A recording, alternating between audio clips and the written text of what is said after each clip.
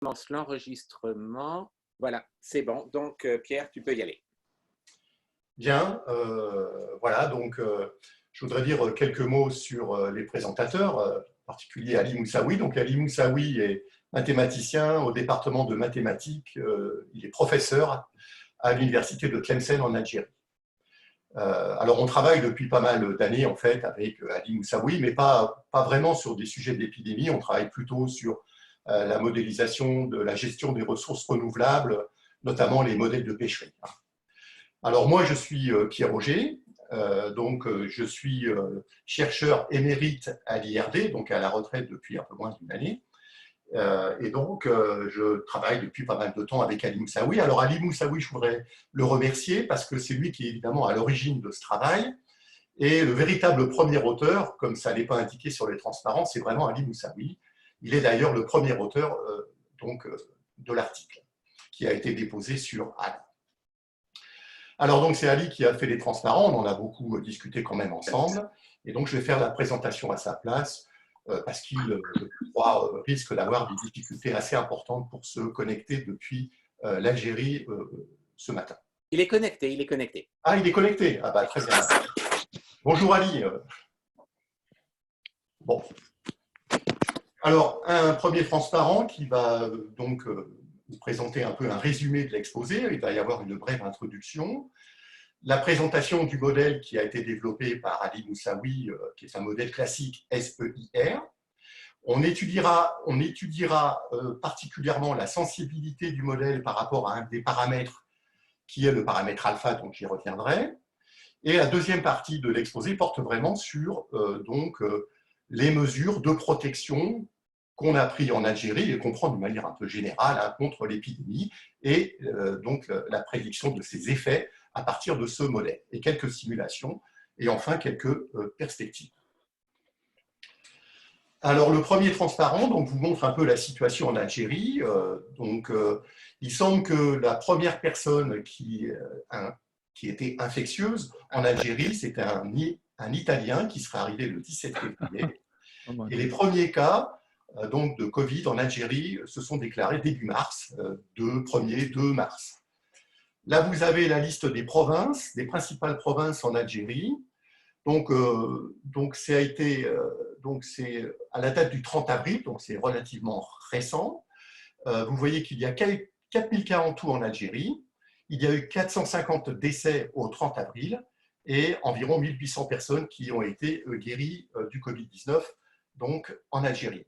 Alors, les principales provinces touchées correspondent bien sûr à la zone côtière et aux grandes villes.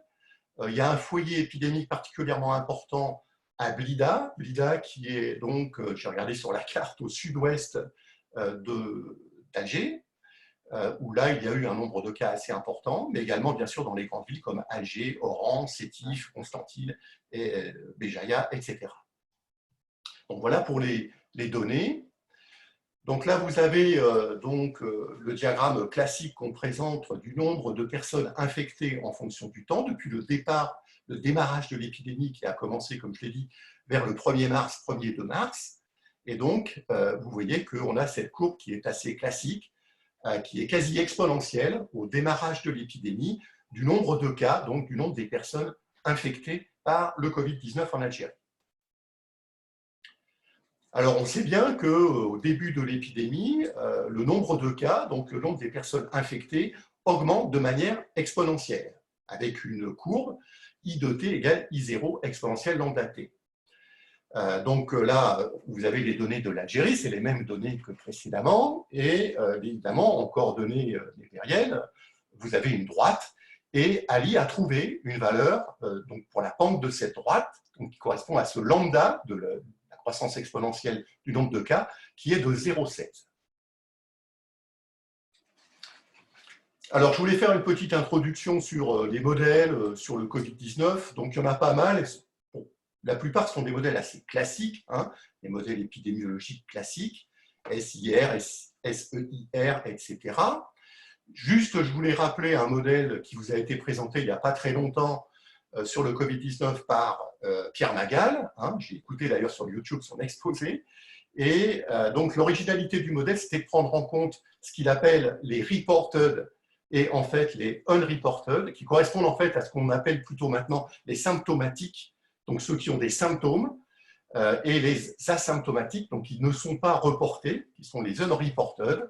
Et donc au début de l'épidémie, on pensait qu'il n'y avait pas tellement d'asymptomatiques, on pensait qu'il y en avait à peu près de l'ordre de 10, 15, 20%. D'ailleurs, dans son premier travail, Pierre Magal avait pris donc la bifurcation vers les U, vers les asymptomatiques, donc était de 0,2, hein, donc de 20%. Hein, c'est ce qu'il est estimé au départ. Alors, je vais passer au modèle qui a été proposé par Ali Moussaoui. Donc, Ali Moussaoui a pris un modèle très classique, qui est le modèle SEIR. Donc, je vais détailler rapidement. Je pense que vous avez dû déjà, dans le cadre de séminaire, entendre parler de ce genre de modèle. C'est un modèle dans lequel il y a 4 compartiments. Donc, le premier compartiment, c'est le compartiment des susceptibles, qui ensuite vont être infectés, avec un taux d'infection ici qui est bêta, et vont aller dans le compartiment des exposés, c'est grand E. Ils vont rester pendant un certain temps, et ce temps, la durée de séjour dans le compartiment des exposés. Donc là, ce sont des individus qui ont été infectés, mais ne sont pas encore infectieux. Et donc le temps, c'est 1 sur K, donc la durée moyenne de séjour dans le compartiment des exposés. Ensuite, ils arrivent dans le compartiment des I, où ils sont infectieux, et donc vont contribuer à l'infection des susceptibles. Et ils vont rester dans ce compartiment donc des infectés pendant un temps 1 sur alpha. Et après, donc, tous ceux qui sortent de la chaîne d'infection, je dirais, on va les mettre dans le compartiment qui s'appelle grand R. Classiquement, c'est les removed, ceux qui sont normalement immunisés après l'infection. Mais là, on va mettre aussi les personnes décédées et tous ceux en fait, qui sont sortis de la chaîne d'infection. Alors, le modèle est un modèle en proportion, c'est-à-dire que la somme de tous les compartiments, S plus E plus I plus R, est égale à 1. Et bien sûr, au début de l'épidémie, donc on va appeler T égale 0 le temps du démarrage de l'épidémie, donc pour l'Algérie, c'est le 1er mars, eh bien, on a S de 0 qui est égal à 1, et tous les autres compartiments, évidemment, qui sont à 0. Alors, en ce qui concerne les paramètres, donc la durée moyenne de séjour dans le compartiment des exposés, tout le monde est à peu près d'accord, hein, si vous regardez les différents modèles qui ont été proposés, vous regardez dans la littérature, donc tout le monde est à peu près d'accord pour dire que c'est environ 5 jours. Donc on a pris donc 1 sur K égale 5, K égale 0,2. Pour le paramètre alpha, donc qui correspond en fait à la durée moyenne dans le compartiment des I, au départ, Ali a pris une valeur de 1 jour. Pour ça, il s'est basé un peu sur le travail de Nicolas Baccar. Nicolas Baccar est un collègue de mon unité d'ailleurs à l'IRD. Et Nicolas Baccar a fait un modèle à peu près similaire, SEIR, pour l'épidémie de coronavirus en France. Il a fait au tout début de l'épidémie et il avait pris un coefficient, donc un paramètre alpha égale à 1, donc une durée de 1 jour. Bon, alors on va discuter ce paramètre un peu plus tard, j'y reviendrai. Alors, quelques mots sur le R0. Pour ce modèle classique SEIR, le R0 est bien connu, c'est bêta sur alpha. Alors, comment est-ce qu'on peut mesurer, à partir des données, comment on peut évaluer ce R0? Excuse-moi, une toute petite intervention là. Tu avais dit au début que tu étais parti sur le modèle de SEIU. Non, non, on n'est pas parti sur ce modèle. Je voulais juste mentionner le modèle de Pierre Macal au départ, pour rappeler un modèle qui a été fait où justement on prenait en compte. Mais dans le modèle que nous on fait, qui a été fait avec Ali Moussaoui, on n'a pas justement de compartiment U et R. On n'a pas de compartiment symptomatique et asymptomatique. Okay. Je reviendrai par la suite. Hein. D'accord, merci. Oui, d'accord. Alors, qu'est-ce qu'on fait dans ce genre de modèle? Eh bien, on regarde ce qui se passe d'abord au début de l'épidémie. Et au début de l'épidémie, eh bien, tout le monde est susceptible. Donc, on a S de 0 hein, est égal à 1. Et donc, au début de l'épidémie, pour un temps proche de 0, on peut dire que S est pratiquement 1. Et donc, on tombe sur les deux équations, donc ça se simplifie, donc sur un modèle pour E et I qui est linéaire. Donc, avec une matrice ici qui s'appelle J, et le lambda de 0,16, donc j'ai parlé tout à l'heure, qui a été mesuré par Ali avec les données en Algérie, c'est la valeur propre dominante de cette matrice. Donc, vous avez la formule du lambda qui est juste en dessous, et vous voyez que dans cette formule, il y a K et alpha, donc, qui sont des paramètres qu'on a fixés. Hein. K, c'est 1 sur 5 et alpha c'est 1. Et puis, vous voyez qu'il y a une inconnue qui est bêta. Donc, on peut tirer de cette formule, en utilisant la valeur de 0,16, on peut tirer la valeur de bêta. Alors, Ali, donc avec ces valeurs, a obtenu un bêta de 2,09 et un R0, donc puisque alpha égale 1, de 2,09. Alors, c'est une valeur qui est assez faible par rapport aux autres valeurs qui sont habituellement données pour le R0 du Covid-19. Donc, j'y reviendrai peut-être parce que la valeur de alpha est un peu surestimée et j'y reviendrai par la suite. Voilà. Alors, quelques petites formules qui sont présentées dans le papier. Au début de l'épidémie, donc c'est uniquement valable la formule 8 au début de l'épidémie, puisque vous voyez qu'on utilise bêta i dans l'équation 6. Donc, on néglige le S, on suppose que S est pratiquement 1. Donc, on a une formule qui avait d'ailleurs été, je crois, proposée dans le papier par Nicolas Bacard, dans son papier. Donc, on a la somme des compartiments E, I et R, qui est pratiquement égale à R0, R de T. Alors, ce qui évidemment est intéressant, c'est de regarder ce qui se passe quand l'épidémie est passée. Donc, quand T est grand, tend vers l'infini. Alors, il est évident qu'au début de l'épidémie, tout le monde est dans le compartiment S et tous les autres compartiments sont à 0. Et puis, l'épidémie va passer, donc on va avoir un pic de l'épidémie. Il va rester un certain nombre d'individus dans le compartiment S, qu'on va appeler S infini, qui n'ont pas contracté la maladie. Et puis, tous les autres vont se retrouver dans le compartiment final, qui est le compartiment R, donc avec une proportion R infini. Alors, évidemment, donc, à la fin de l'épidémie, il y a des individus dans les compartiments R et S. Donc, on a R infini plus S infini qui est égal à 1. Donc, R infini égale 1 moins S infini. Après, si vous utilisez les équations, il est très facile de montrer donc, ces relations qu'on a ici pour les comportements asymptotiques, 9, 10 et 11. Donc, par exemple, si vous êtes intéressé à S infini, vous pouvez utiliser la formule 10 qui est très facile à montrer. Donc, vous avez une relation entre le S infini, le S de 0 qui est 1, et puis R0, 1 moins S infini, etc. Donc, toutes ces petites formules sont présentées dans le papier, sont très faciles à montrer, donc je ne vais pas y revenir. Alors, une petite simulation pour voir ce qui se passe. Donc, ça, c'est avec les simulations, c'est une simulation pour l'Algérie, avec les valeurs que j'ai données tout à l'heure. Donc, évidemment, alors vous avez les 4 compartiments. Donc, en haut à gauche pour les susceptibles, ensuite E, ensuite I, ensuite R. Donc, évidemment, au démarrage de l'épidémie, tout le monde est sain. Donc, la proportion, c'est 1 chez les sains. Et puis, vous voyez que ça va dégringoler pour tomber à un petit peu en dessous de 20%. Pour les compartiments E et I, vous voyez qu'on a une vague épidémique qui va passer. Il y a 2 pics qui sont légèrement décalés l'un par rapport à l'autre. Et bien sûr, tous les individus, une fois qu'ils vont passer l'épidémie, ils vont se retrouver dans le compartiment R. Donc, on va remplir le compartiment R. Et donc, ce qui est un petit peu intéressant dans cette simulation, c'est qu'avec les valeurs donc, correspondant aux données algériennes, Ali avait trouvé que, eh bien, environ, si on ne fait rien, bien sûr, là, il n'y a aucune mesure de protection, si on ne fait rien, on doit s'attendre à donc 82% de la population algérienne qui devrait contracter le coronavirus. Et donc, environ 18% qui ne l'auraient pas contracté. Alors, je vais dire quelques mots par rapport à ce paramètre alpha. Donc, au début de l'épidémie, au moment où Ali a commencé à rédiger son travail, à travailler sur la modélisation de l'épidémie en Algérie, on pensait que la proportion des asymptomatiques, des patients asymptomatiques, donc des patients qui ne présentent pas de symptômes, était faible. On pensait que c'était de l'ordre de 15%, 20%, voire encore moins. Donc, c'est une raison pour laquelle, par exemple, Nicolas Bacard, dans son premier papier, il avait pris une valeur de alpha égale 1.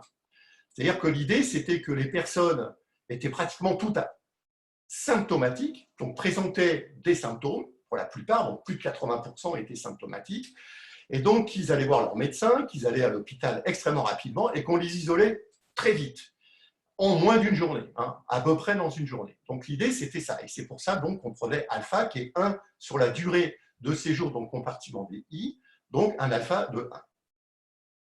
Alors, de manière beaucoup plus récente, il y a eu un certain nombre d'observations, de tests qui ont été faits, et on s'est aperçu que en fait, la proportion des asymptomatiques était environ de 50%. Alors, vous avez tous entendu parler du fameux bateau Diamond Princess, sur lequel, effectivement, on a fait beaucoup de tests et on s'est aperçu que, donc, parmi les personnes qui avaient été infectées, il y avait environ la moitié des personnes qui étaient asymptomatiques, donc qui n'avaient pas présenté de symptômes. Et encore plus récemment, vous avez entendu parler du porte-avions Charles de Gaulle. Et sur le porte-avions Charles de Gaulle, il y a eu environ 1500 personnes qui étaient sur le bateau. Il semble qu'il y a eu à peu près 1000 personnes qui aient été infectées. Et sur ces 1000 personnes, il y a plus de la moitié, environ 50-51% de personnes qui étaient asymptomatiques. Donc en fait, la proportion d'asymptomatiques est plus importante que ce qu'on imaginait au départ. Il y a même des données encore plus récentes sur la Chine qui vont encore plus loin, semble-t-il. Ils ont fait beaucoup de tests en Chine, et c'est peut-être encore plus que ça. Alors donc, si on tient compte de ça, évidemment, ça veut dire que le alpha qu'on a pris, il est quand même très surévalué. Alors, en effet, si on se dit qu'on a 50% des personnes infectées qui ne présentent pas de symptômes, qui sont asymptomatiques, et on sait que la durée moyenne donc dans le compartiment VI, c'est à peu près autour de 10 jours. Bon, peut-être un petit peu moins, mais environ 10 jours. Donc, vous avez 50% en fait qui vont rester pendant une durée de 10 jours dans le compartiment I. Par contre, vous avez 50% qui sont symptomatiques. Et ceux-là, bon, ils sont testés très vite et ils sont isolés très vite, en moins d'un jour, peut-être même en 0 jour. Donc, si on prend en compte 50% d'asymptomatiques et 50% de symptomatiques, on se retrouve avec une durée, je dirais, moyenne de l'ordre d'environ 5 jours. Ce qui veut dire un alpha qui est 1 sur 5, qui est d'environ 0,2. Alors là, avec Ali, ça on l'a fait de manière un petit peu plus récente, on a fait un petit tableau où vous avez donc les différentes valeurs de alpha. Vous voyez que alpha, on le fait varier entre 1. Donc, en fait, c'était à l'origine la valeur qu'on avait prise, avec une journée de séjour dans le compartiment DI, jusqu'à 0,1, ça veut dire, bon, 10 jours donc, dans le compartiment des infectieux. Et des valeurs intermédiaires, donc 0,5 c'est pour 2 jours, etc. Donc là, c'est 0,2 c'est pour 5 jours, etc. Alors, vous voyez que ça a un effet évidemment assez important. Le R0 qu'on avait trouvé au départ, c'était de 2,09. Vous voyez que si on prend par exemple une durée moyenne de 5 jours, ce qui est relativement raisonnable, on tombe sur un R0 de 3,24 qui correspond, je pense, assez bien aux valeurs qui sont annoncées par la plupart des gens qui travaillent sur le Covid-19. Un R0 de l'ordre de 3, 3,2 à peu près. Et vous voyez que ça change également, bien sûr, la valeur du coefficient bêta. Alors, donc ça, c'est une simulation que Ali a faite de manière un petit peu récente, que je voulais également vous montrer. Donc, c'est la même simulation que de tout à l'heure. Donc, on voit ce qui se passe pour les différents compartiments susceptibles E, I et R. Et donc, la seule différence, c'est qu'au lieu de prendre un alpha de 1 comme tout à l'heure, qui correspond à la courbe bleue, il a donc fait la simulation pour différentes valeurs de alpha jusqu'à 0,1. Alors, 0,1, c'est la courbe verte. Et vous voyez que si vous prenez 0,1, ça veut dire que toute la population, pratiquement, devrait contracter le coronavirus, parce que vous voyez qu'on vide pratiquement totalement le compartiment S. On le voit aussi sur le compartiment R, où la courbe verte, elle va pratiquement jusqu'à 1. Donc, ça voudrait dire que tout le monde doit pratiquement attraper le coronavirus. Si on prend par contre une valeur un peu plus raisonnable, donc au lieu de 0,1, 0,2 par exemple, on va être plutôt dans les 90%. Alors tout ça, bien sûr, c'est si on ne fait rien, s'il n'y a aucune mesure de protection, tout ce que j'ai raconté jusqu'à maintenant. Donc dans la deuxième partie du travail qu'on a fait avec Ali, on s'est intéressé à des mesures de protection. Alors les mesures de protection, vous les connaissez, elles sont diverses. On parle des masques, on parle de distanciation sociale. Bien sûr, il y a le confinement, donc éviter les déplacements, que les gens restent chez eux. Donc il y a toutes sortes de mesures qui ont été prises. Et dans de nombreux pays, y compris en Algérie, on a confiné comme en France. Et j'ai même vu d'ailleurs ce matin une information sur mon téléphone portable qui me disait que le gouvernement algérien a décidé de confiner un peu plus strictement parce qu'il semble que les gens se laissaient un petit peu aller Et donc, il y a des mesures de confinement un petit peu plus renforcées qui, je crois, sont en train de se faire en Algérie en ce moment. Ali nous en parlera peut-être tout à l'heure. Donc, on a fait un modèle. Alors, c'est un modèle qui, au départ, a été proposé par Ali Moussaoui, hein, et que moi, j'ai trouvé très bien, et on a continué avec ce modèle. Donc, c'est un modèle, au début, on pensait à faire, moi, je pensais en tous les cas à faire un modèle peut-être un peu plus compliqué, avec différents lieux, par exemple l'école, par exemple le travail, les transports en commun, et puis des déplacements journaliers avec des taux de contact bêta qui soient différents pour les différents lieux. Mais comme on n'a pas d'informations précises sur tous ces lieux, sur la façon dont les gens vont se rendre dans ces différents lieux, sur les bêtas, sur comment le bêta change d'un lieu à l'autre, alors finalement, on a fait un modèle qui est un modèle, je dirais, minimal, mais qui a aussi l'avantage d'être un modèle très simple, et qui permet quand même d'évaluer, je pense, l'effet de mesures de protection sur la dynamique globale de l'épidémie.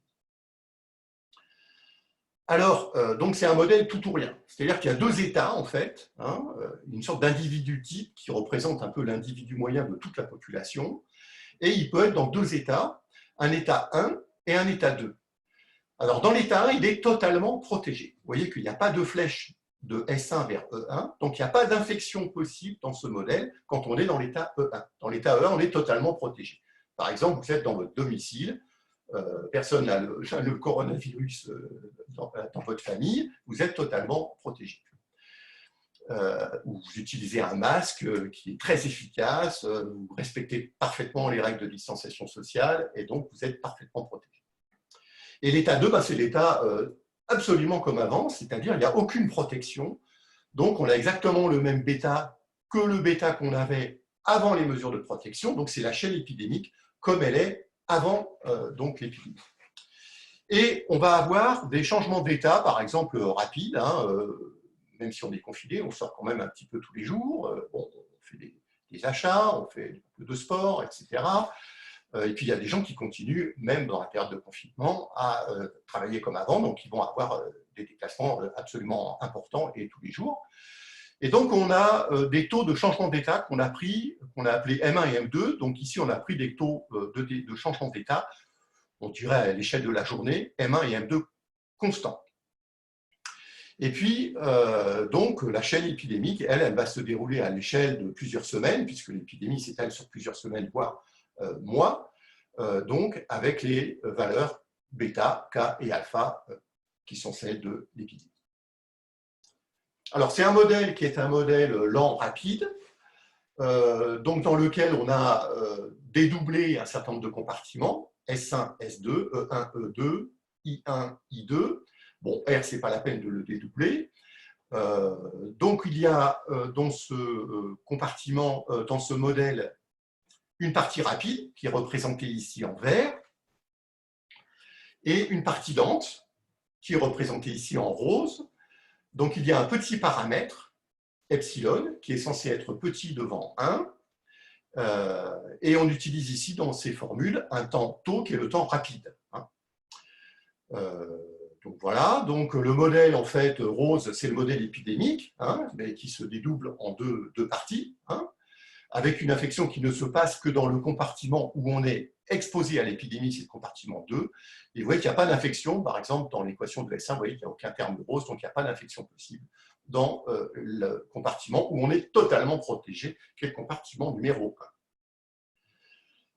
1. Alors, qu'est-ce qu'on fait avec ce genre de modèle lent rapide? Eh bien, on va commencer par négliger les termes qui sont petits, les termes qui sont lents, donc on pose epsilon égale 0, on regarde uniquement la partie verte et on peut par exemple regarder l'existence d'un équilibre rapide. Alors dans ce cas-là, c'est particulièrement simple, on trouve effectivement que à l'équilibre rapide, au bout d'un certain temps, donc, on va avoir une proportion d'individus qu'on appelle V, qui vont être dans le compartiment 1 pour les simples, pour les E et pour les I, et une proportion constante, U, évidemment U c'est 1 moins V, d'individus dans l'autre compartiment, donc les personnes qui sont exposées à l'épidémie, totalement exposées à l'épidémie. Et le V, bien sûr, c'est ce M2 sur ce M1 plus M2.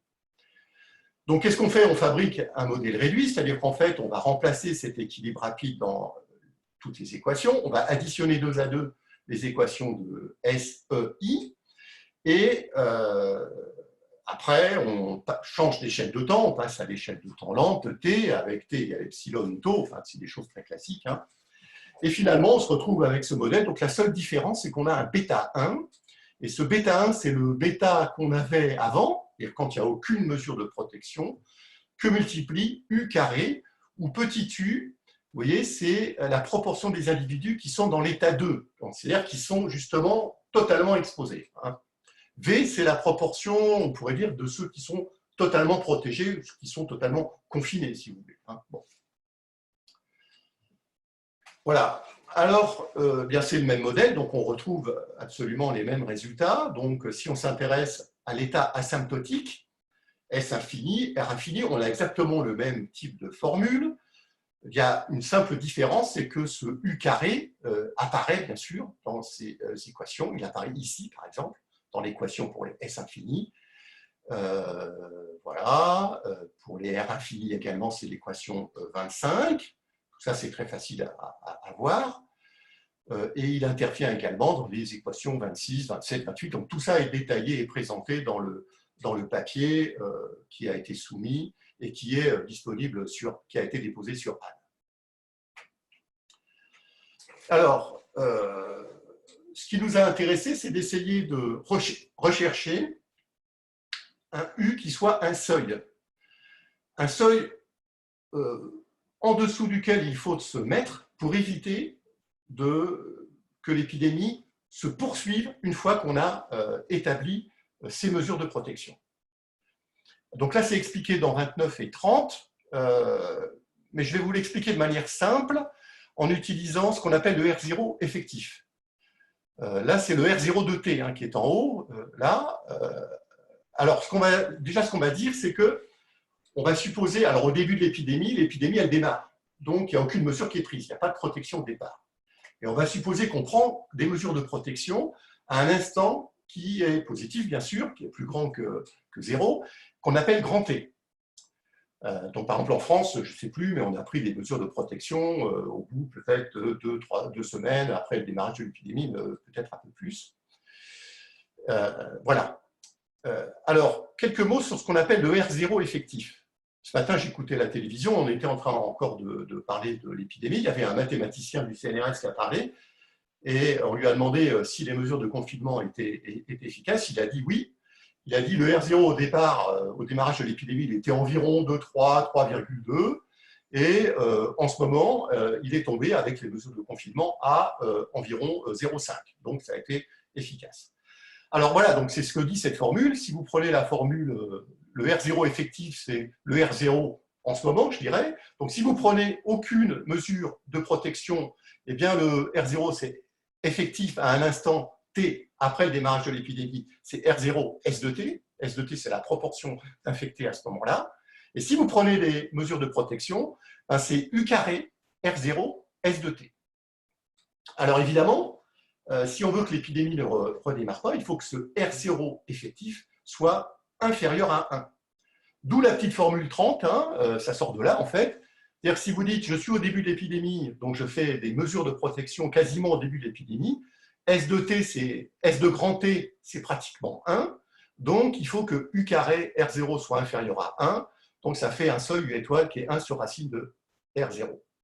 Alors, en fait, c'est encore mieux que ça, parce que le S de T, si vous prenez les zones où il y a eu l'épidémie, qui s'est pas mal développée, comme par exemple l'Est en France ou la région parisienne, ben, le S de T, il est peut-être de 90%, de 0,9, et donc le U étoile, le seuil serait encore plus bas, hein, serait encore plus élevé, puisque vous allez avoir S de T au dénominateur, et donc vous allez avoir un 0,69 qui va peut-être être un 0,72 ou quelque chose comme ça. Donc là, on vous présente un petit tableau où justement on fait varier le paramètre qui, à mon avis, est le paramètre dont on peut pas mal discuter, c'est le alpha, entre 1 et 0,1, donc soit un jour dans le compartiment I, soit 10 jours. Et vous voyez que le seuil, donc si c'est 1, on a trouvé un seuil de 66%.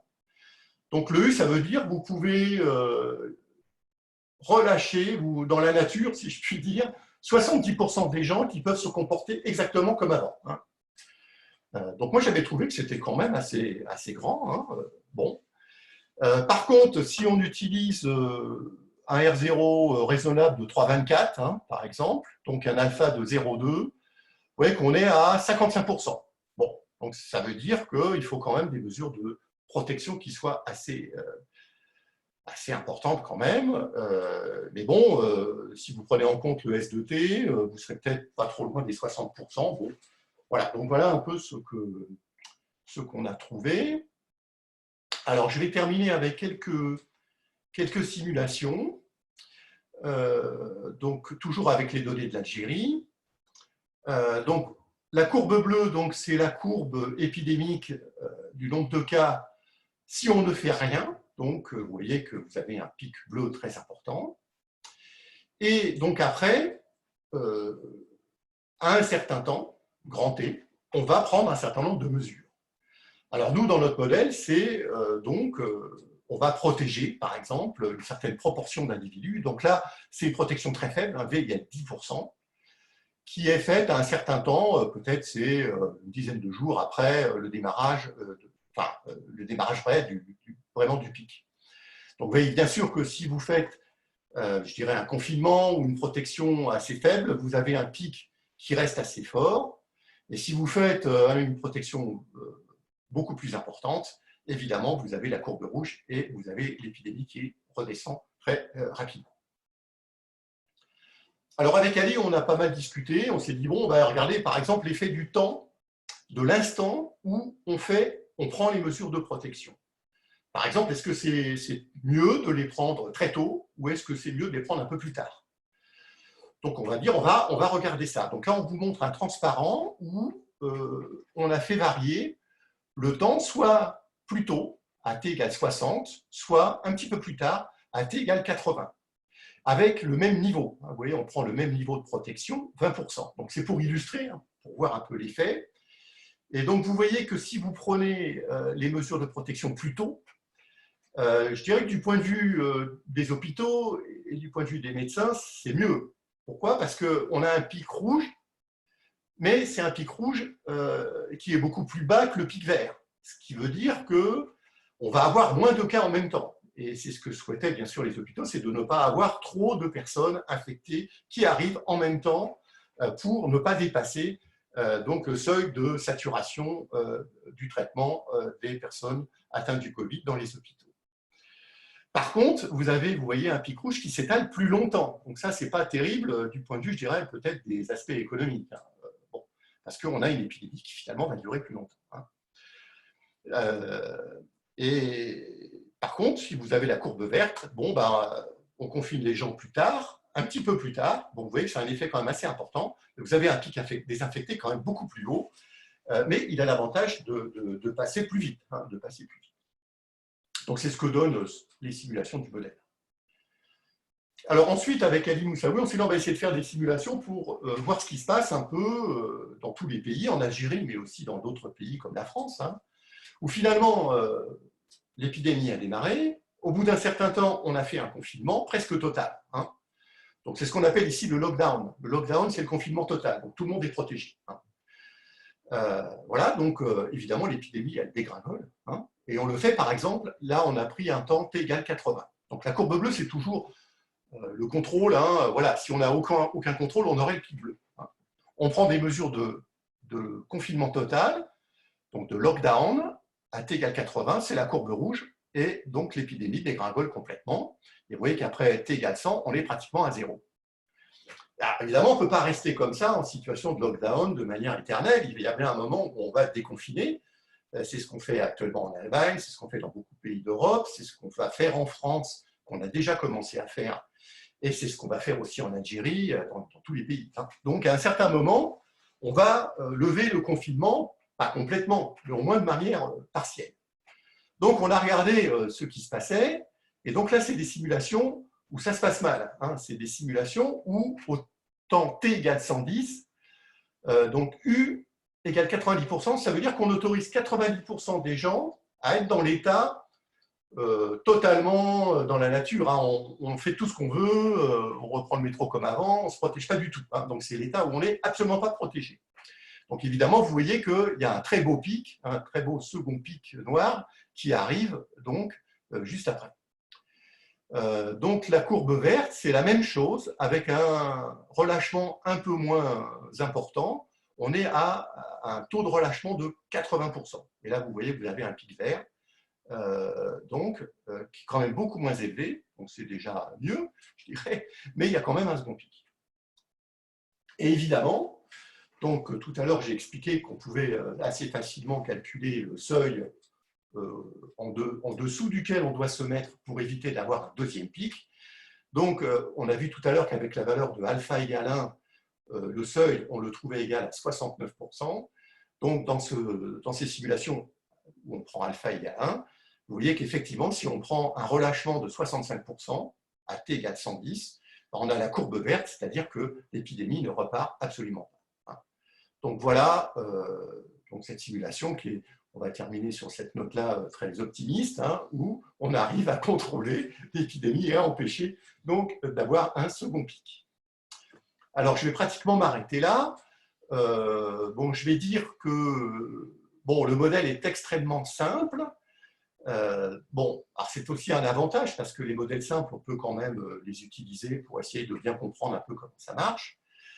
Maintenant, je pense que ce serait très intéressant d'avoir un peu plus d'informations sur les séquences de comportement des gens, notamment comment ça va se passer quand on va faire les déconfinements. Donc, les gens vont commencer à reprendre les transports en commun, ils vont aller à l'université, à l'école, ils vont aller au travail, ils vont aller dans les commerces, etc. Ce serait assez intéressant d'avoir plus d'informations sur la façon dont ils se déplacent, la fréquence avec laquelle ils se déplacent, et d'avoir des informations sur, je dirais, les taux de contact dans ces différents lieux, et notamment les taux de contact avec les mesures de protection qu'on va prendre, notamment les masques, notamment la distanciation sociale, rester à distance les uns des autres, dans la mesure où c'est plus ou moins possible, comme dans les transports en commun. Et là, on pourrait très bien, donc le modèle qu'on a proposé peut très bien s'adapter à ce genre de choses. Si on avait des données, on peut très bien, au lieu d'avoir un compartiment S1, un compartiment S2, avoir plein de compartiments correspondent à plein de lieux où les gens vont tous les jours aller. Et donc, on a des bêtas différents dans ces différents lieux. Et puis après, on peut, en réduisant le modèle, avoir une information un peu globale sur ce qui va se passer et faire une prédiction un peu plus fiable, peut-être, sur est-ce qu'on est en situation d'éviter un second pic ou pas. Voilà, donc pour terminer, je dirais que le U, on ne sait pas trop ce que c'est. Et alors oui, pour terminer, je voudrais quand même dire que donc, le U qu'on avait pris au départ de 1, c'est quand même un U, je dirais, très vertueux, qu'on peut aussi atteindre. Il y a un autre aspect dont je n'ai pas parlé, c'est avec les tests. Si effectivement on a une politique de test donc importante, comme on le fait en Allemagne et comme on l'a fait dans pas mal de pays, je pense qu'effectivement, on peut assez facilement se mettre en dessous du étoile, je pense. C'est-à-dire, si vous testez les gens, et notamment les gens qui prennent beaucoup les transports en commun, et vous les testez peut-être en priorité, vous allez très facilement, vous allez détecter assez rapidement les individus qui sont infectés, vous allez pouvoir les isoler assez vite, et en utilisant des méthodes comme celles qui sont utilisées comme en Corée du Sud ou dans certains pays comme l'Allemagne, vous allez avec les téléphones portables et les applications pouvoir remonter et donc peut-être aller pouvoir remonter la chaîne d'infection et isoler également les personnes qui ont été en contact avec la personne infectée assez rapidement. Et à ce moment-là, je pense que oui, on doit peut-être pouvoir arriver à se mettre assez facilement en dessous du seuil. Voilà, donc je m'arrête ici. Et voilà, donc j'ai terminé. Donc il faut que je repasse la main. Non, on peut rester comme ça. On peut rester comme ça, d'accord. Oui, merci Pierre, c'était très intéressant et effectivement, ça apporte un nouvel éclairage sur la façon de traiter le confinement. Donc, comme d'habitude, si vous voulez poser une question, vous pouvez lever la main et je vous donnerai la parole. Bon, moi, j'ai déjà quelques questions, évidemment, avant que les gens réagissent au niveau des questions. Est-ce que vous avez un moyen de quantifier la valeur de U et donc de V corrélativement? Et est-ce que c'est, donc deux questions en fait, est-ce que c'est raisonnable de considérer que c'est un grand paramètre par rapport au bêta? Alors, je pense qu'on n'a pas vraiment les moyens de quantifier ce paramètre U, hein, parce que c'est un modèle qui est très manichéen, c'est-à-dire c'est tout ou rien, c'est-à-dire ou bien on est totalement protégé, Oui. ou bien on n'est pas du tout protégé, on est comme avant exactement, hein. Mhm. Donc c'est évidemment bon, très difficile de savoir quand on prend des mesures de protection et quand on prend des mesures de confinement, euh, quel est l'effet réel sur ce paramètre théorique hein, qu'on met dans le modèle, quel est l'effet réel sur le paramètre U. Mhm. Donc ça, moi, j'avoue, c'est pour ça que j'ai dit dans le premier point là, des perspectives, que je pense que ça vaudrait probablement la peine si on a des données sur les séquences de comportement des gens, hein, les fréquences de déplacement, une sorte de moyenne, Oui. et si on est capable d'avoir des informations aussi sur les taux de contact qu'on a dans les différents lieux, avec et sans mesure de protection, c'est-à-dire, par exemple, on va au travail, et puis maintenant on va au travail, mais on a des masques, et par exemple, on se protège parce qu'on se met à distance des autres. Est-ce que c'est vraiment efficace? Donc, je pense que ce serait bien d'avoir des informations comme ça, mais moi, je n'ai pas accès à ce genre d'informations pour le moment. Mais je pense que ce serait vraiment important d'avoir des modèles beaucoup plus détaillés qui essayent de prendre en compte vraiment les séquences de comportement et d'activité des gens au cours de la journée, donc pour essayer d'évaluer ce genre de paramètres, enfin le paramètre U du modèle. Alors, les matrices de contact, on a quelques éléments là-dessus. Il y en a dans la littérature, en particulier chez Colizza, mais c'est des matrices de contact en période, en dehors du confinement. Oui, oui, oui. J'ai vu des papiers notamment avec les âges à différents lieux. Ça, oui. Oui. Oui, je crois que c'est le papier de Ferguson. Oui, oui, j'ai vu ça. Bon, oui. Donc c'est un peu dans cette idée-là, je pense qu'il faudrait Qu'il faudrait aller. Oui. travailler un peu, qu'il faudrait aller. Oui. Et alors, petit paramètre, grand paramètre. Oui. Donc indépendamment de la corrélation qui peut exister entre les mesures prises et l'estimation des valeurs de U et de V, mais est-ce que c'est raisonnable de considérer que c'est un grand paramètre par rapport à l'épidémie elle-même? Sachant que alpha égale 1 veut dire que la dynamique alpha égale 1 ou alpha égale 10, la dynamique est de l'ordre de un jour et les mouvements sont un petit peu plus rapides, oui, effectivement, mais de là considérer que l'épidémie est un petit paramètre, une petite perturbation.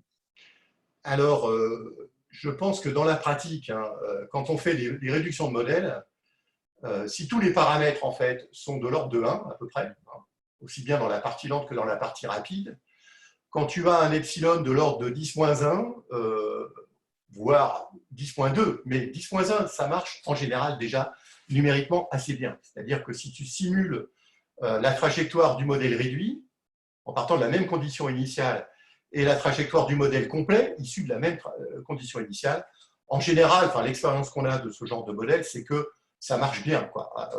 Donc on peut se permettre, entre guillemets, d'utiliser le modèle réduit pour comprendre la dynamique du modèle complet. Voilà, donc c'est un élément de réponse. Bon, maintenant, je pense que ce changement d'état on est totalement protégé, alors c'est très théorique bien sûr parce qu'on n'est pas totalement protégé et on n'est pas tout non plus dans une situation où on est comme avant exactement, hein. On va osciller un peu entre des tas de situations un peu intermédiaires selon ce qu'on va faire dans la journée, hein.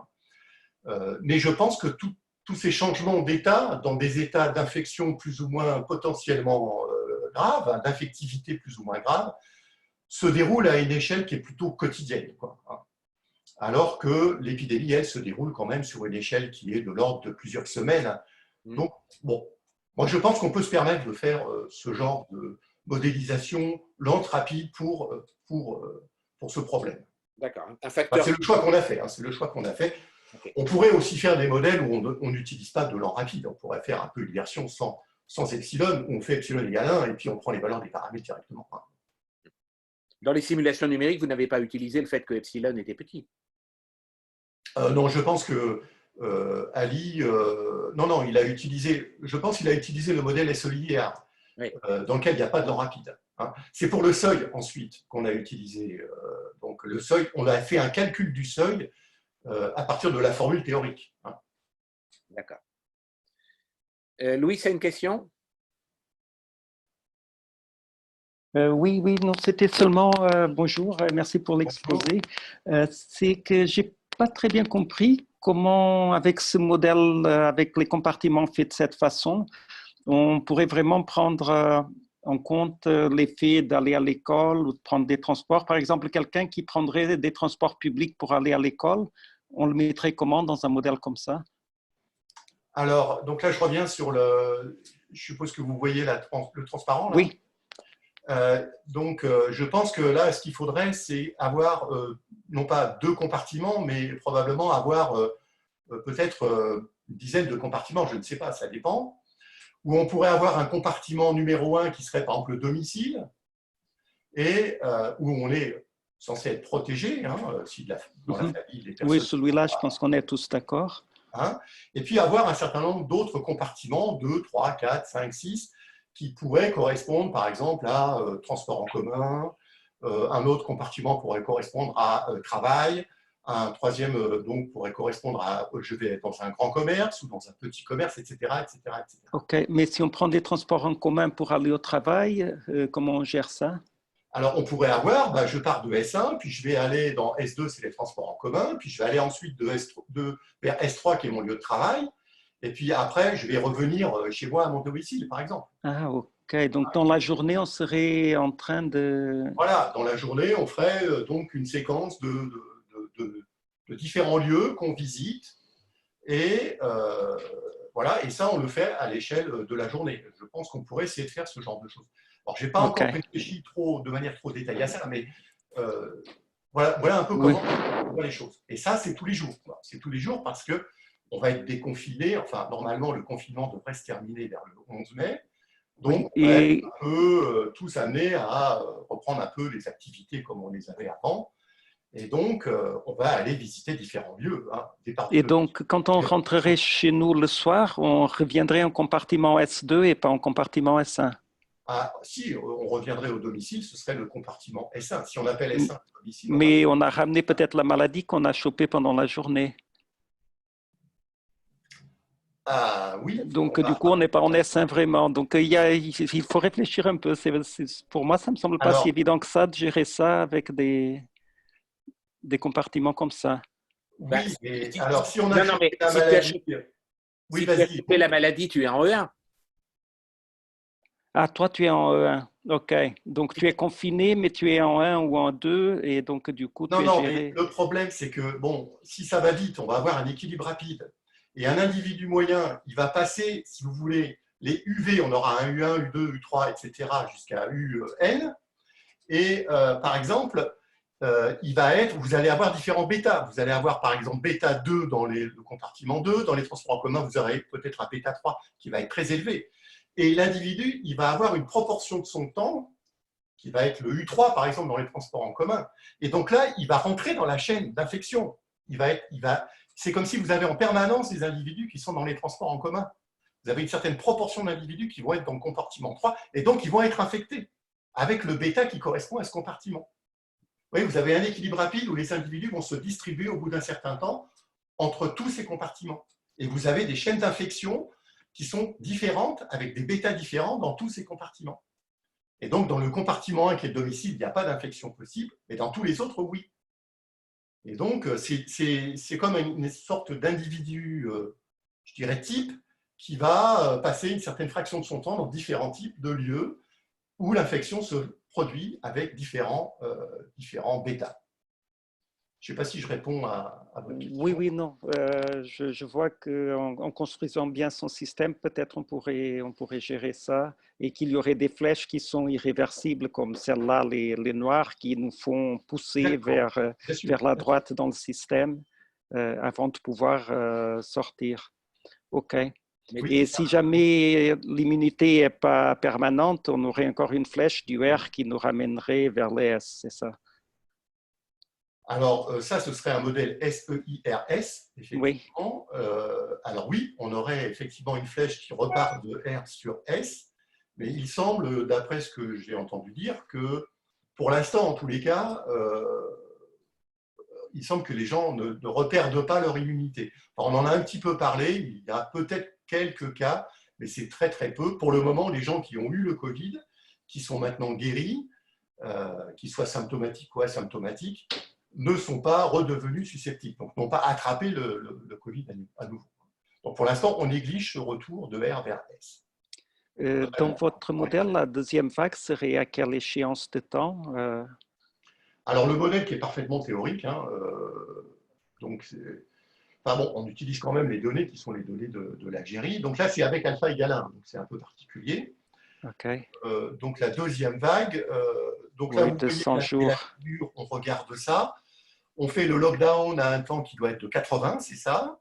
Donc l'épidémie dégringole et à 110, on établit un confinement. Alors en fait, on déconfine, mais on déconfine mal à 90%. Donc on relâche dans la nature, hein, si je puis dire. C'est 90% des gens qui font absolument tout comme avant. Hein. Et même comme ça, c'est 4 mois après qu'on aurait la deuxième vague. Alors, dans ce là, modèle. on a une vague qui repart très doucement, vous voyez, oui, et puis après, c'est à 200 hein, qu'on arrive à avoir un deuxième pic. Et si on le fait à 80, vous voyez qu'on a un pic beaucoup plus bas, c'est la courbe verte, et on l'a à 300 carrément, Ouais. beaucoup plus tard. Okay. Mais de toute façon, on reste à peu près dans l'année dans tous les scénarios avec ce modèle. Oui, et bon, la figure suivante, c'est si on prend des mesures de précaution en se mettant en dessous d'un certain seuil, on n'a pas de second pic. Okay.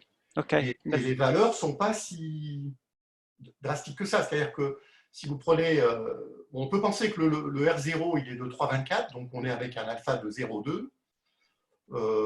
Bon, bah, c'est 0,55, ça fait 55%. Si en plus vous tenez compte du S2T, qui doit être dans les zones où l'épidémie a été assez forte, vous avez peut-être 90% des gens qui ne l'ont pas eu. Il y a peut-être eu 10%, même peut-être plus, qui l'ont eu. Vous êtes à 0,9 et donc le 0,55, il va faire dans les 0,6. Bon, alors un U de 0,6, qu'est-ce que ça veut dire? Bon, c'est la question de tout à l'heure d'Yvon Madès, je ne sais pas exactement ce que ça veut dire, mais bon, ça veut dire que vous pouvez relâcher quand même 60% des gens dans la nature, hein, donc c'est quand même déjà pas mal. Pas du tout protégé, pas du tout protégé. Bon, c'est un seuil qui n'est pas si faible que ça, quoi. Mais est-ce que ça veut dire vraiment lâcher 60% des gens dans la nature? C'est pas ce que j'avais compris. Dans ce modèle, oui. Dans ce modèle, oui. OK. Merci beaucoup. Merci. D'autres questions? Alors, moi, ce que je trouve assez amusant avec ce S2T, c'est que naturellement, lorsque S2T diminue, ça veut dire que le relâchement qu'on voit, parce que les gens en ont marre du confinement, le relâchement naturel est comblé par le fait que S2T a diminué. Puisque sans rien faire, sans décider que le déconfinement a commencé, en fait, dans la tête des gens, le déconfinement a commencé et en fait, ça peut être un peu modéré par le fait que S2T, pendant ce temps-là, a diminué. Oui. Pris en compte par ça. Les fractions, donc toutes les figures que tu donnes à la fin, c'est des figures avec alpha égale 1. Alors, toutes les figures, oui, toutes ces simulations, c'est avec alpha égale 1. D'accord, ok. Dès le début, j'ai remarqué qu'il y avait quand même une période de quelque chose comme 50 jours pendant lequel il ne se passe rien. Ça veut dire que le T0, c'est quand? Non. Alors, il n'y a pas 50 jours, c'est 5 jours. Voilà. Donc là, je rappelle le modèle, hein, c'est le modèle SEO. Oui, non, mais ça, j'ai bien compris, mais excuse-moi, mais sur les figures. Sur les figures. Sur les figures. Ah oui, d'accord, sur les figures. C'est très, très plat. Oui, alors, par exemple, ici, oui, on voit bien que ça met… alors, ça, je ne sais pas si Ali est là. Ali? Il est là, ouais. Attends, je vais lui activer, voilà, activer le micro. Parce qu'il n'y a que moi qui parle, mais bon, ça serait bien qu'Ali intervienne. Ali? Bonjour, oui. Ah, bonjour Ali. Ah, vous m'entendez, oui. Oui, Tu as entendu la question d'Yvon? sur la figure. Oui, Sur les figures, là, ça reste très très plat, tout reste très plat, et donc en particulier le I et le R restent 0 jusqu'à 50-60. Oh, finalement, parce que la cause ici, peut-être, c'est des proportions. C'est pour ça on voit très mal les choses. Maintenant, si on a pris peut-être la population totale N, donc on va changer dans le modèle, ça va être I sur N, et donc certainement, les figures, on voit en quelque sorte une petite différence. Mais ce n'est pas identique, hein. Vous D'accord. voyez? C'est parce que le I au début a été pris trop petit, c'est ça? Oui, mais c'est vrai, ça d'une part, la condition initiale, c'est un individu infecté, mais aussi les proportions qui font, bon, un petit peu, les choses sont très, très plats. alors je crois que dans le modèle, c'était I égale 10-7 au départ, hein. Quand tu démarres la simulation, à t égale 0, tu as I égale 10-7. Oui, Oui, c'est ça, oui. Et la population d'Algérie, c'est 43 millions, 43 millions. environ 43 millions, oui. Okay. Donc 10-7, ça fait un demi-individu. Ouais, et on sait que ce type de modèle SEIR n'est pas bon au début. Il est bon à partir du moment où I devient une fraction quand même assez non négligeable. Mhm. C'est peut-être une des raisons. Ouais. Ouais, il faudrait afficher ces graphiques en échelle log pour voir ce qui se passe au début. Oui, oui, je suis tout à fait d'accord. Il n'empêche que avoir un pic de l'ordre de 100 ou 120 jours, c'est-à-dire 3-4 mois, ça veut dire que bon, y a quelque chose qui à ce niveau-là, va pas tout à fait. Et je pense que ça vient vraiment de l'allumage du modèle SEIR qui est pas très bon au début, qui n'est pas représentatif de la dynamique de l'infection. Léo, tu as une question?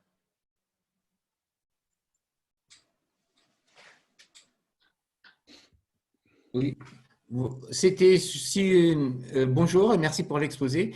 C'était donc sur le modèle avec compartiment sur la diapo 14. Dans le cas de la France, j'essaie de comprendre si on voulait remodéliser les compartiments entre les départements en rouge et en vert, ça multiplierait par 2 donc le nombre de cases. Il y aurait S1, S2, S3, S4 alors. Je ne comprends pas très bien la question, mais Ali, tu as entendu? Non, je n'ai pas entendu, hein. Tu peux la répéter, la question, parce que moi non plus, je ne l'ai pas très bien compris, Léo. En France, il va y avoir pour les déconfinements des départements en vert ou en rouge. Donc, Oui. en rouge, où l'on continue le d'accord. confinement, et en vert, où c'est déconfiné. Donc, si on voulait, sur ces schémas-là, si on veut changer le modèle pour l'appliquer dans le cas du déconfinement, à partir du 11 mai, ça reviendrait, enfin, j'essaie de voir, ça reviendrait à considérer plus de cases, à en prendre non pas S1, S2, mais peut-être S1, S2, S3, S4, etc. Ali, tu veux répondre Oui, vas-y, Pierre. Oui, effectivement, on pourrait imaginer d'avoir un modèle pour toute la France, hein, à ce moment-là, avec des zones vertes, des zones rouges, où les règles ne sont pas les mêmes, hein. Maintenant, je pense que, bon, on n'en a pas trop parlé, mais il y a quand même des zones qui ont été très fortement impactées, qui sont un peu des hotspots, certaines villes, hein, notamment, dans l'est de la France, hein, par exemple Toulouse. Et je pense que pour ces politiques de déconfinement, il faut quand même avoir des mesures qui soient quand même pour ces zones-là, qui soient faites spécifiquement pour ces zones où il y a vraiment eu un impact très important, je pense. Je pense que déconfiner tout le monde de la même manière, ça paraît compliqué, hein. Oui, ils vont de toute façon bien faire un déconfinement différencié selon les départements, pas simplement en vert et rouge, mais selon les départements, avec une veille locale pour rectifier les règles de déconfinement selon l'évolution et la remontée éventuelle. Oui, notamment par exemple dans les zones comme Mulhouse où il y a eu beaucoup de personnes infectées. Le S2T dont Yvon parlait tout à l'heure, hein, justement, qui a la gentillesse de diminuer. Bon, donc ce S2T, effectivement, il y a peut-être eu de l'ordre de 12 à 15%, je ne sais pas, de personnes qui ont été infectées dans ces régions-là, dans ces zones-là. Donc évidemment, ça abaisse encore, ça permet de remonter le U étoile, justement, le U de seuil. Donc il faut en tenir compte, c'est différent d'une région à l'autre. Hein, et c'est vrai aussi que moi, je pense que le problème un peu majeur, ça va quand même être les transports en commun dans les grandes métropoles. Hein. Ouais. Par exemple, à Paris, moi, ça m'est arrivé de prendre la ligne 14, gare de Lyon aux heures de pointe. C'est absolument incroyable, quoi. Donc, je ne vois pas tellement comment on peut arriver par des mesures de confinement. Soit on la ferme, carrément, on ferme la ligne, ou alors, je ne sais pas comment on va faire, quoi. Donc, je pense qu'après, il faut des mesures un peu spécifiques. Je pense qu'au niveau des lieux de travail, tout ça, ça peut marcher assez bien si on respecte un certain nombre de règles. Et puis, il y a pas mal de gens qui vont faire du télétravail. Mais après, il faut essayer d'avoir un peu une approche qui essaye de prendre en compte un peu les spécificités locales hein, pour essayer, avec la double système, d'utiliser à la fois des tests qui permettent d'isoler très vite les personnes. Et puis là où il y a eu vraiment une épidémie beaucoup plus importante, où ça risque de repartir beaucoup plus fort, donc là, il faut aussi peut-être avoir des mesures un peu plus strictes qu'à d'autres. Et donc avoir une sorte de U local, quoi. Hein. Il faudrait avoir un peu, pas un U global, mais un peu des U locaux, quoi, qui s'adaptent un peu aux situations locales. Louise, tu avais une autre question, tu n'as pas baissé la main? Non, c'est que j'ai oublié, désolé. D'accord, ok, pas de problème. Donc, moi, j'avais peut-être une dernière question. On a l'impression, d'après les figures et le modèle, alors c'est peut-être un biais du modèle, tu as mis des stratégies dans lesquelles le VU intervient plus ou moins tôt dans la maladie. Et donc, ça a l'air d'avoir, voilà, ça a l'air d'avoir pour effet de retarder le pic. Oui. Donc plus on est tôt, plus la fin semble tard. Alors l'effet de temps, il est sur l'autre, sur celle-ci par exemple. Ouais, c'est ça, voilà. Hein, donc oui. Quand on fait un t égale 60, par exemple, c'est la courbe rouge. Oui. Donc le maximum est de l'ordre de 140. Et quand V est un peu plus tard, à 80, le maximum se trouve à 90. C'est pour moi contre-intuitif, mais…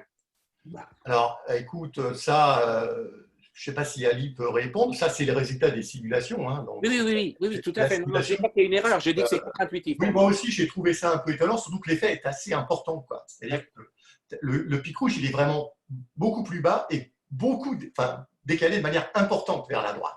Ouais. Donc, effectivement, c'est ce qu'ont donné les simulations que Ali a fait. Peut-être, Ali, tu as un commentaire ou un élément de réponse? En tous les cas, c'est ce qu'ils donnent les simulations. En plus, on a déconfiné 20% de la population, c'est peu. Donc, du coup, la courbe rouge donne un pic très petit par rapport à la courbe verte. Alors, Ouais. comment interpréter ça? C'est vrai, ça reste un problème. OK. Vous avez les courbes là, parce que là, c'est la fraction, les courbes en S et en R, parce qu'on a l'impression que quand on agit tôt, évidemment, ça a un effet, ça diminue la taille du pic. Mais diminuant la taille du pic, pour avoir la même surface sous les I, donc le nombre total d'infectés, et ben, du coup, il faut décaler le pic. Alors, est-ce que c'est pas ça? Est-ce que ça ne se verrait pas sur les courbes en R? Est-ce que le niveau de R n'est pas inéluctablement le même? Ou du même ordre de grandeur? Vous avez regardé les courbes en R sur ça? Non. D'accord. Je crois que ça serait assez intéressant de voir parce que l'épidémie s'arrête, quoi qu'on fasse, à partir du moment où il y a une immunité de groupe, quoi. Alors, peut-être finalement, l'idée, c'est de calculer la surface de la courbe en rouge, la surface de la courbe en vert et comparer Ouais, combien de personnes ont été touchées. ouais, c'est Voilà. ça. C'est ça, oui. Oui. Ce qui Oui, doit- on a pensé à ça. Oui, c'est vrai, on a pensé à un moment de faire ça pour voir est-ce que c'est vraiment, on va avoir à la fin le même nombre de personnes contaminées ou Ouais. bien quelle est la meilleure stratégie? C'est ça.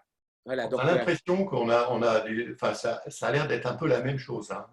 La surface de la courbe verte, bon, elle part plus tard, mais bon, mais ça part beaucoup plus haut. Mais peut-être pas. Effectivement, il faut regarder. Il faut regarder. Hein. Faut regarder. Finalement, Pierre, tu peux revenir, s'il te plaît, à la dernière formule, la formule qui donne la taille finale de l'épidémie Oui, voilà. en fonction de T. Voilà. Alors, vous voyez que ça va dépendre, je ne sais pas ça, tu peux revenir, je pense, la page avant. Alors, voilà, c'est là. Alors, l'équation 27, vous voyez? Oui, oui. Donc, alors, si on regarde le U, c'est le même U en fait, c'est 80%. Oui. Vous voyez que la taille finale de l'épidémie, elle va dépendre de la… Bon, c'est un petit peu, c'est à peu près ça. Hein. Ouais, Elle dépend très de peu, ouais. la date de la date grand T, la date de confinement. Oui, oui, par R de T, parce que R de T, c'est la proportion qui sont dans R au moment où on prend les mesures de protection. Hein. D'accord. Et donc, vous voyez, normalement, ça va être plus on réagit rapidement, on va avoir à la fin moins de personnes infectées.